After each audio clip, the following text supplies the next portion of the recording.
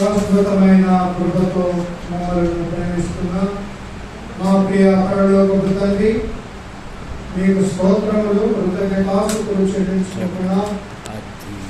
మీ మహాకృప చేత భూలోకంలో మమ్మల్ని ప్రేమించి నీ పిల్లలుగా కలవటానికి నీ ముందు ఈ చిన్న మందను మీరు దీవించి ఆశీర్వదించి నాయనా మమ్మల్ని అందరినీ సిద్ధపాటు చేసినందుకు స్వామి నీకు కృతజ్ఞతలు స్తోత్రాలు చెల్లించుకుంటున్నా. మొదటి శిక్షణలో నా ప్రభువైన యేసు క్రీస్తులో ఇద్దరి దాసులను చక్కగా నాయన కొత్త నిబంధన గ్రంథములో మరి పౌలు గారు మరి తిమోతికి రాసినటువంటి 2వ పత్రికలో మరి చెప్పిన మీ మాటలను బట్టి మీకు స్తోత్రములు. ఆయన జీవితంలో ఎన్ని సంగతులు ఉన్నాయో, తన ప్రయాణం కోసం ఎలాగా తన జీవితంలో ఆయన ఒడిదుడుకులు వచ్చినా కానీ ప్రభువా మిమ్మల్ని విడవలేదు. తన ప్రయాణము తన కిరీటము పొందడానికి తన మనసులో దృఢపరుచుకొని సత్యమైన వేదన గ్రంథాన్ని నమ్మిన ఆ యొక్క తిమోతి భక్తుడు ద్వారా పౌలు గారిని హెచ్చరించినట్లుగా చూస్తా ఉన్నాం. ప్రభువా మీకు స్తోత్రములైనా 2వ దాసుడు చక్కని వర్తమానాలు ఏ విధంగా మరి తన జీవితంలో పాత నిబంధన కాలంలోనైనా మరి ఎలీషా ఏలియా ఏ విధంగా చేయవలసిన పనులు దాసుల ద్వారా చెప్పబడినారో వాటినన్నిటినీ మీ దాసుల ద్వారా తెలుపబడినాడు. మరి సమయం ఎలాగ చేసినాడో, తన దాసులు ఎలాగ చెప్పగలిగి వినగలిగినారో ఇవన్నీ మాకు నేర్పించడానికి మీ దాసుల ద్వారా మీరు వినిపించినందుకు స్వామి నీకు స్తోత్రాలు చెల్లించుకుంటున్నాం. తండ్రి 2వ సెక్షన్లో మా ప్రభువా తిరిగి నీ పాద సన్నిధిలో చేరినాం. నాయనా మా బ్రతుకుకు కావలసినంత నీ జీవవాక్యమే. జీవవాక్యములో మా హృదయంలో దాచుకుంటే అంత శ్రేష్టమైన నెమ్మది మా బ్రతుకులు నీ కృపలో సమాధానముగా నిలకడలోకి మమ్మల్ని నడిపిస్తావు. ప్రభువానికి స్తోత్రాలు. మరి నీ దాసుల ద్వారా ఈ దినము 2వ సందేశంలో మరి ఏవైతే నీ గ్రంథములో నీ దాసుల ద్వారా హృదయంలో దాచబడినావో చక్కగా పరిశుద్ధాత్మని సహాయము తన హృదయంలో చేర్చబడి చక్కని గూఢమైన మాటలు విషాదపరచగలిగిన కృప మాకు అనుగ్రహించండి. మేము కూడా నీ వైపుకు చూసి మాలో ఉన్న కళాంశమును తీసివేయడానికి సంపూర్ణమైన నీ వాక్యమే కదా, ఆ వాక్యం వైపుకు మేము ఆశపడి నీ వైపుకు చూడగలిగిన కృప మాకు అనుగ్రహించమని కూడా ప్రార్థిస్తా ఉన్నాం. తండ్రి మీకు స్తోత్రాలు. అయినా ఇంతవరకు నేను మహిమపరిచినారు, స్వరమెత్తి పాడగలిగినారు, రమ్యముగా బలమెత్తి నీ నామమును ఉచ్చరింప గానములతో నేను శృతించగలిగిన ప్రభువానికి స్తోత్రాలు. ఎదుగో తదనంతరమైనా ఇద్దరు దాసులు నిలబడుతుండగా నీ పక్షాన ఉంటుండగా తన నోటిని బుర్రగా వాడుకొని చక్కని సందేశంలో వినిపించగలిగిన మాటలు అనుగ్రహించమని కూడా ప్రార్థిస్తున్నాం. మార్గంలో చెప్పే నిదాసుకుని చక్కని గూఢమైన సత్యాలు విషాదపడుతున్నట్టు సహాయం చేయమని ముందరటువంటి సమయాన్ని మీ స్వాధీనపరచుకొని ఇంతవరకు మీ ఆత్మ సహాయమును మెండుగా నడిపించినందుకు స్వామి నీకు స్తోత్రాలు. ఈ పరిచయంలో మీ చేతులకు అప్పచెప్తూ మమ్మల్ని మేము తగ్గించుకుంటూ మీ నామముని హెచ్చిస్తూ మీ ప్రియ కుమారుడు మా రక్షకుడైన ఆ కల్వరి శిలువలో మా గనును ప్రాణమిచ్చిన మా ప్రాణప్రియుడు విమోచకుడు సజీవుడైన యేసు క్రీస్తు నామములోనే ప్రార్థించి స్తుతించి అడిగి వేడుకొనుచున్నాము తండ్రి, ఆమేన్.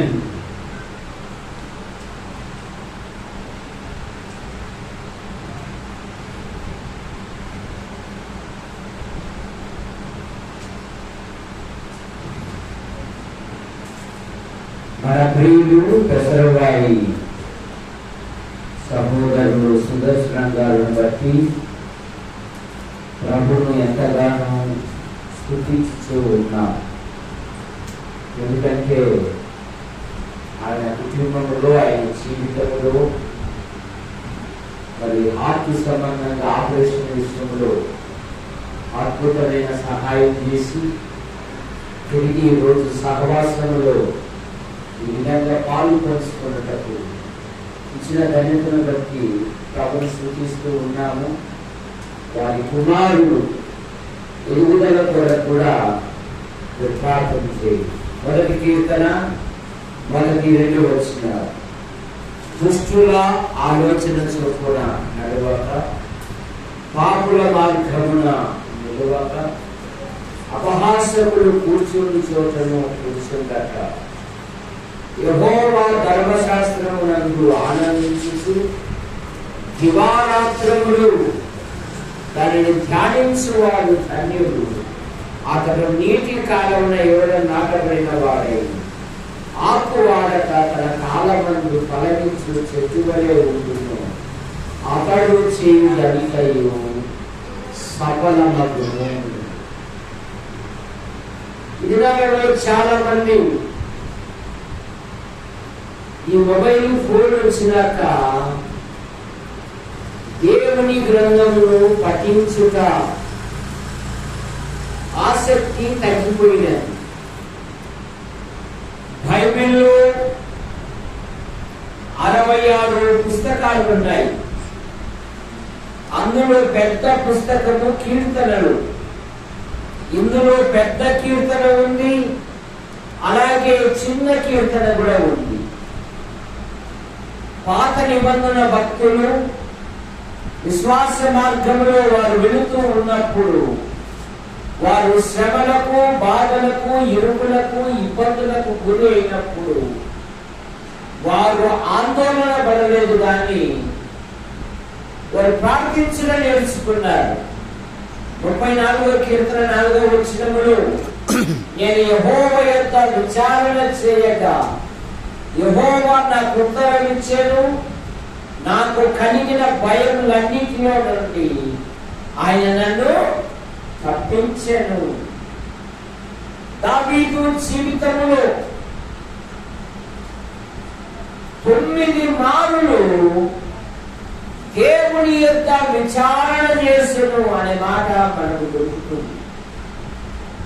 దావీదు యుద్ధానికి వెళ్ళాలన్నా దేవుని యొక్క విచారణ చేయువా. నేను యుద్ధానికి వెళ్ళాలా వద్దా అంటే వెళ్ళు అంటే వెళ్ళేవాడు, ఆగు అంటే ఆగిపోయేవాడు. ప్రతి విషయంలో విశ్వాసీ జీవితంలో కూడా ప్రతి సమస్యలను బట్టి ఆందోళన పడకూడదు, కానీ ప్రార్థించగలవరుచుకోవాలి. ఆది సంఘం మరి పేతురుల గురించి ఏం చదువుతాము? పేతురు చెరసాలలో ఉంచబడేను, సంఘమైతే అతని కొరకు అత్యాసక్తితో గృహ జీవితంలో ఒక సామెత ఉంది, సంసారము గుట్టు వ్యాధి.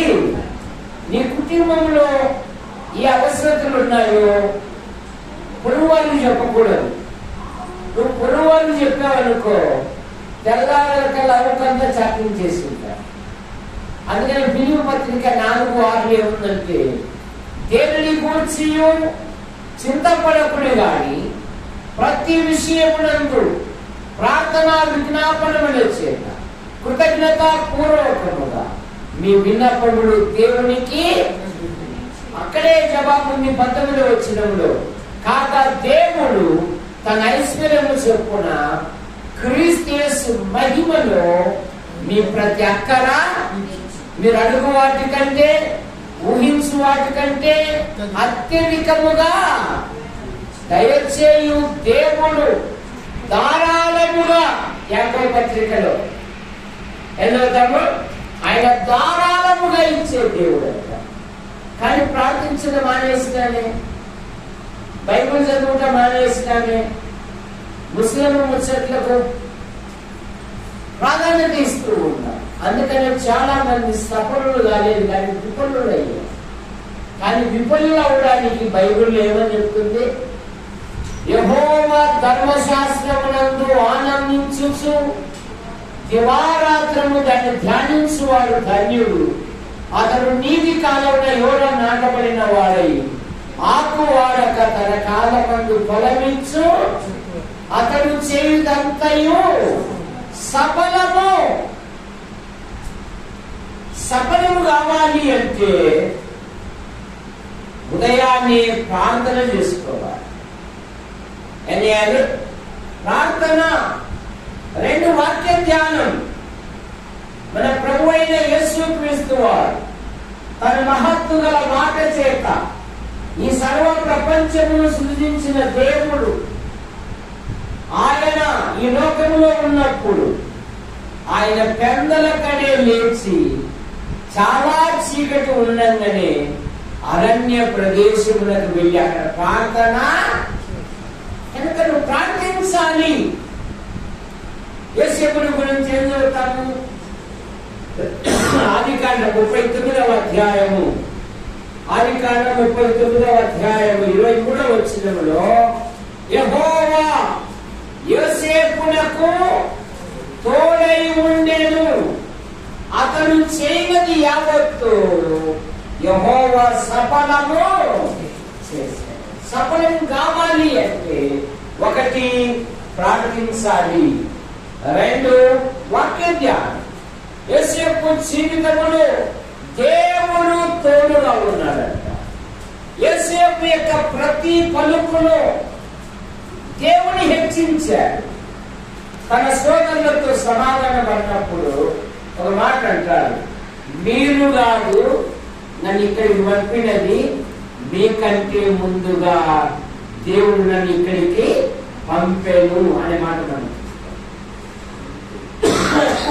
శోధన కాలంలో యోసేపు దేవునికి విరోధముగా, నేను ఎలాగూ మూట, మన రాయలసీమలో ఈ పదం ఎక్కువ కదా, మన కానివాడు ఏదైనా చేశాడు కదా, పోతావురా కొడక, మూట కట్టుకొని పోతావురా, ఎన్నాళ్ళు ఉంటావురా, నీ వేదన పడ్డావు చేస్తాను కదా, పోతావురా ఎప్పుడోసారి. కానీ యోసేపు అలా అనలేదు. యోసేపు అంటున్నాడు, దేవునికి విరోధముగా నేను ఎలాగూ మూట కట్టుకుంది. ఇక తన అనుభవంలో చెప్తున్నాడు, ఎక్కడ నేను అవమానించబడ్డాను, దూషించబడ్డాను, ఖైదు చేయబడ్డాను, ఏ స్థలములో నేను బాధపడ్డానో ఆ బాధను మర్చిపోనట్లు చేశాడు. 2, ఎక్కడ బాధపడ్డాను అక్కడే దేవుడు నన్ను అభివృద్ధి పొందించెను అంటారు. ఇక యోసేపు తన సోదరులతో ఒక సమాచారం పంపిస్తున్నాడు తండ్రి గారికి.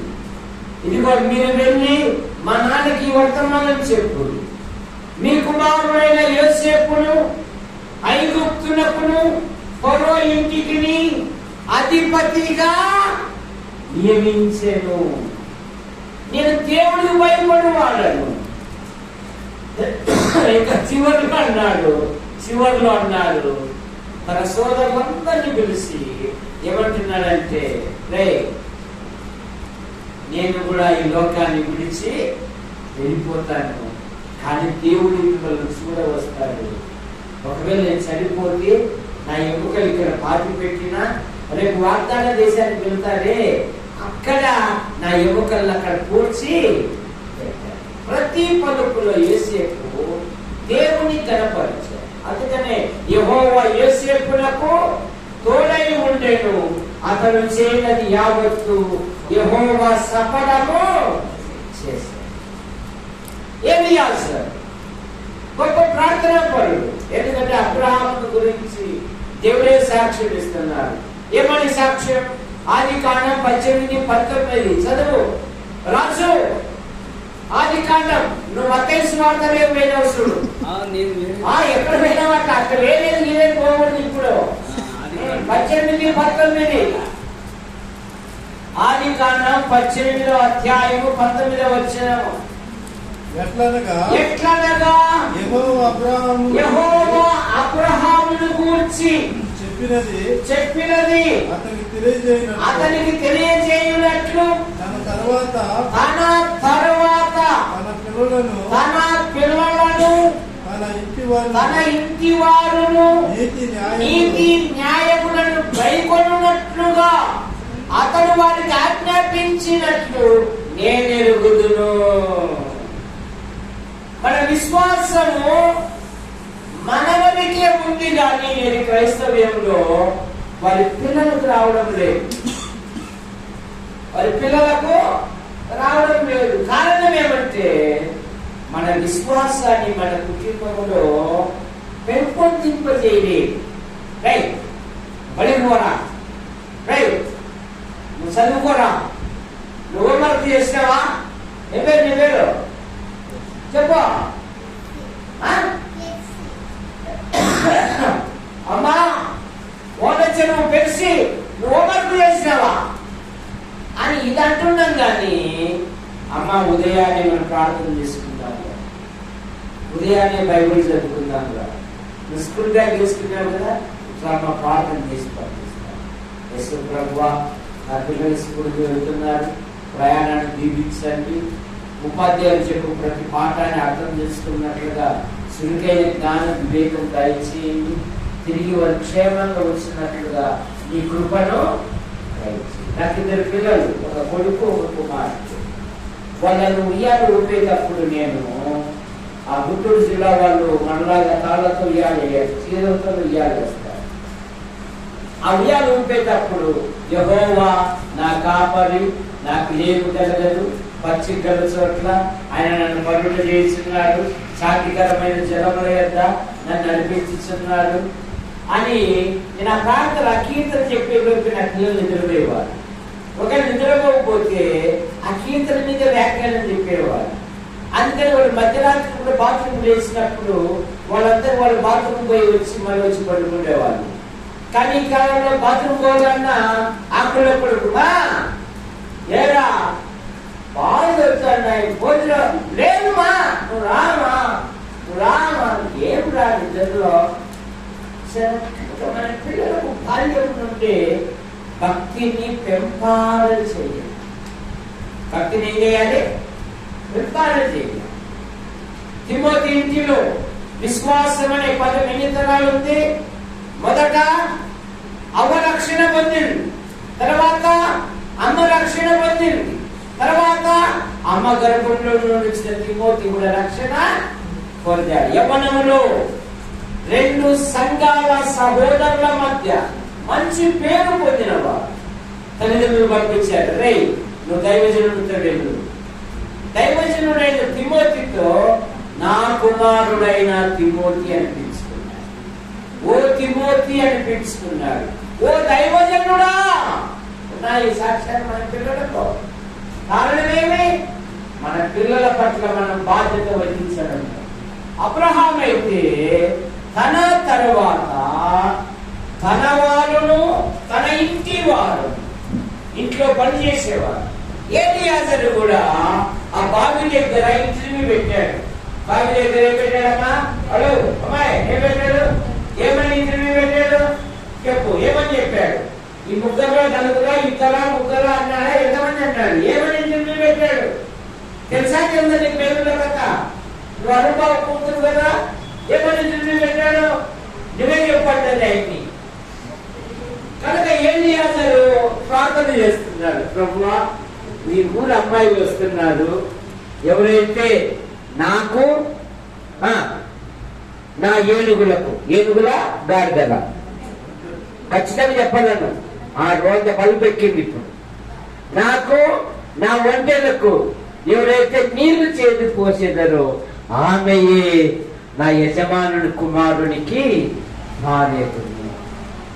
ఏలియా తాను మోకరించి తన ఒంటెలు కూడా, అందుకని ఏలియా సఫలమయ్యాడు. ఏమంటున్నాడు చూడండి, ఏలియాజరు ఆదికాండం 24వ అధ్యాయం 12వ వచనములో ఏలియాజరు ప్రభువును స్తుతిస్తూ ఉన్నాడు. ఏమని? నేను మార్గములో ఉండంగానే. ఆదికాండం 24:56 చదవమ్మా.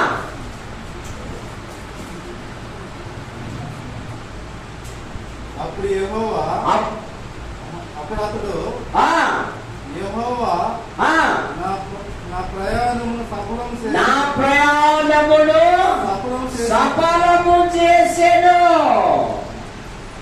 చూసారా? ఎలియాజర్ దేవుని స్తుతిస్తున్నాడు తల వంచి, నేను మార్గంలోనే ఉండాలని నా యజమానుని యొక్క బంధువుల ఇంటికి సరైన మార్గమున నన్ను నడిపించు. ఇప్పుడు అంటున్నాడు, దేవుడు నా పనిని నా ప్రయాణమును సఫలము. కారణమేమి? ఎలియాజరు ప్రార్థించాడు. ఆ దినాలలో కెమెరా ఫోటోలు లేవు. నాకైతే పెళ్ళినప్పుడు ఫోటోలు, నా భార్య ఫోటో దొంగసాడు తెచ్చుకున్నా. ఓయబ్బా ఫోటో చూసేది దుప్పటి కప్పుకొని దుప్పటిలో నుండి చూసుకునేవాడిని. ఆహా ఎంత బాగుంది అని చెప్పేసి. ఇప్పుడు అట్లా కాదు. ఇప్పుడైతే చాలా చాలా బలహీనమైంది. కనుక ఎలియాజరు బావి దగ్గర ప్రార్థన చేశాడు. ప్రార్థన చేయటం వలన దేవుడు ఏం చేశాడు? తన ప్రయాణమును సఫలం చేశాడు. యోసేపు సఫలం చేయడానికి కారణం ఏమంటే యోసేపు దేవుని గణపరిచాడు కనుకనే యెహోవా యోసేపునకు తోడై ఉండెను, అతడు చేయనది యావత్తు యెహోవా సఫల పరచెను. ఆదికాండం 26వ అధ్యాయము 12వ వచనం. ఇస్సాకు ఆ దేశమందున్న వాడై విత్తనము వేసి 100 ఫలము పొందెను. యెహోవా ఆ మనుష్యుని ఆశీర్వదించేది కనుక ఆ మనుషుడు మిక్కిలి గొప్పవాడయ్యను. క్రమక్రమంగా, అక్రమంగా కాదు. చాలా మంది అక్రమమైన దారులలో, అక్రమైన అడ్డుదారులలో గొప్పవాళ్ళు కావడానికి ప్రయత్నం చేస్తున్నారు. కానీ అక్కడ లేఖనం ఏం చెప్తుందంటే అక్కడ క్రమక్రమముగా అభివృద్ధి పొందారు. కారణమేమి? ఇస్సాకు యవనస్తుడు, పుట్టుకతోనే తల్లిదండ్రులను సంతోషపరిచాడు. తన తల్లి అంటున్నది, వీడు నాకు నవ్వు. అబ్రహాము లోతు కలిసి నివసించలేనంత విస్తారమైన ఆస్తి ఉన్నాయి. యూదుల యొక్క పిల్లలు బహు సౌందర్యంగా ఉంటారు కనుక యవ్వనములో ఆ దినాలలో సన్నం లేదు, సహవాసం లేదు, దైవగ్రంథం లేదు. కానీ ఇస్సాకు పొలములో ధ్యానింప బయలు. కారణమేమి? తల్లిదండ్రులు ప్రార్థనా పరులు కదా.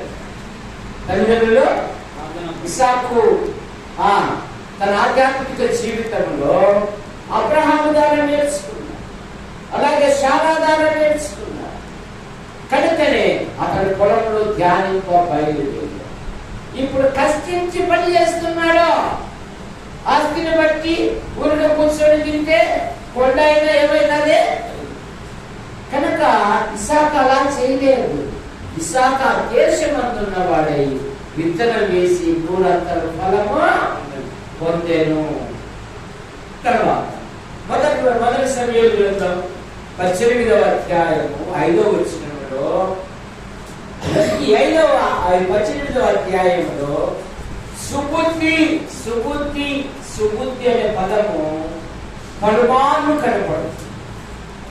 సౌలు దావీదులను తన ఆయుధములను మోయువాడిగా ఉంచుకున్నాడు. దావీదు ఎక్కడికి పంపినను 18వ అధ్యాయం 5వ వచనంలో అతడు సుబుద్ధి కలిగి ప్రవర్తించుచు వచ్చేడు అనే మాట మనం చూస్తాం. సౌలు ఎక్కడికి పంపినను. ఆ మధ్య ఒక పాస్టర్ ఇంటికి వచ్చాడంట. వచ్చాక ఆతిథ్యం ఇచ్చారు. ఆతిథ్యం అయిపోయినాక భర్త గారి శివుడు ఒక మాట వేసేసినాడంట. ఓ బాబు, భార్య వాళ్ళకు ఇచ్చి అవమానం వస్తుంది అన్నాడంట. పాఠశాలి సంసారం ఏమైపోయింది. కొందరు ఎక్కడికైనా పంపితే సమస్యలు సృష్టిస్తారు. కానీ దావీదు అలా కాదు. సౌలు ఎక్కడికి పంపినను అతను సుబుద్ధి కలిగి ప్రవర్తించిన కనుకనే 18వ అధ్యాయం ఆఖరి వచనంలో ఏముందంటే అతని 'పేరు బహు ప్రసిద్ధికెక్కెను. అతని పేరు కారణమేమి? అతను చెప్పిన పని నెరవేర్చుకొని వచ్చేవాడు అంత. కనుక దావీదు సఫలుడయ్యాడు. తర్వాత 2 దినవృత్తాంతములు 32వ అధ్యాయం 30 వచనములో ఆడ హిజ్కియాను గురించి ఒక మాట ఉంది. 2వ దినవృత్తాంతములు 32:30 తాను ఆరంభించిన ప్రతి పనిని అతడు హృదయపూర్వకముగా జరిగించి వర్ధిల్లేను అనే మాట మనం చూస్తాం. కనుక వీరందరూ సఫలులయ్యారు. 32 దినవృత్తాంతములు చదవండి. 32వ అధ్యాయం 30 వచనం. ఈ హిజ్కియా గీహోను కాలువకు ఎగువను కట్ట వేయించి దావీదు పట్టణపు పడమటి వైపునకు తెప్పించను. హిజ్కియా తాను పూనుకొనిన సర్వ ప్రయత్నములందు వర్ధిల్లేడు. తాను ఆరంభించిన ప్రతి పని హిజ్కియా వర్ధిల్ల చేసుకున్నాడు. కనుక నీ ఆధ్యాత్మిక జీవితంలో నువ్వు సఫలం కావాలంటే ప్రార్థన, వాక్య ధ్యానం. నెహెమ్యా అంటున్నాడు, నెహెమ్యా గ్రంథం 2:20లో ఆకాశమంతలి దేవుడే మా యత్నములను సఫలము చేయును అనే మాట మనం చూస్తాం. ఆఖరి మాట కొలస్సీ పత్రిక 1వ అధ్యాయం 9-12 వచనాల్లో ఏముందంటే మీరు ప్రతి పనిలో సఫలులగుచు అనే మాట మనం ప్రతి పనిలో విశ్వాసం సఫలులు కావాలంటే 1 ప్రార్థన, 2 వాక్య ధ్యానం. అప్పుడే అతడు చేయుదంతయు ఏమైతాడట? అతడు సఫలీకృతుడే. యేసు ప్రభు 3 నెలల్లో ఒక నేల గురించి చెప్పాడు. కొన్ని ఏం చేసేట రాతి నేల పడ్డాయి. ఆ విత్తనాన్ని పక్షులు ఏమైనాయి? ఎత్తుకొని పోయాడు. వాడు నిష్ఫలుడయ్యాడంట. ఏమయ్యాడు? నిష్ఫలుడు. కనుక ఏమి? తన హృదయములో వాక్యము లేనందున. కనుక సఫలుడు కావాలంటే ప్రార్థన, వాక్య ధ్యానము, సహవాస కూడికలకు ఎప్పుడైతే విశ్వాసి సంఘానికి అనుబంధంగా ఉంటుందో వారు చేసే ప్రతి పని సఫలం. ప్రార్థన, ప్రేమించిన మా తండ్రి, మీ నామాన్ని బట్టి స్తోత్రం. ఉదయకాలంలో జరిగిన కూడికను బట్టి స్తోత్రములు. ఈ మధ్యాహ్నం జరిగిన ఈ కూడికను బట్టి స్తోత్రం. సఫలులగుట అనే మాట మీద కొన్ని విషయాలు ధ్యానం చేయడం సహాయం. నీరు కట్టి ఫలింప చేయండి. ముందున్న కార్యక్రమాలను తీర్చండి. ఈ రాత్రి, రేపు ఇక్కడ జరగబోయే ప్రతి కూడికలను రాసి అనేకులను సమకూర్చండి. అనేకులు మేలు పొందినట్లుగా కృపొందుతారు. ఈ కూడికలు కావలసిన ప్రతి అక్కను కూడా తీర్చండి. యేసు ప్రభు నామములో ప్రార్థిస్తున్నాం తండ్రి. మీ అందరి వందనాలు.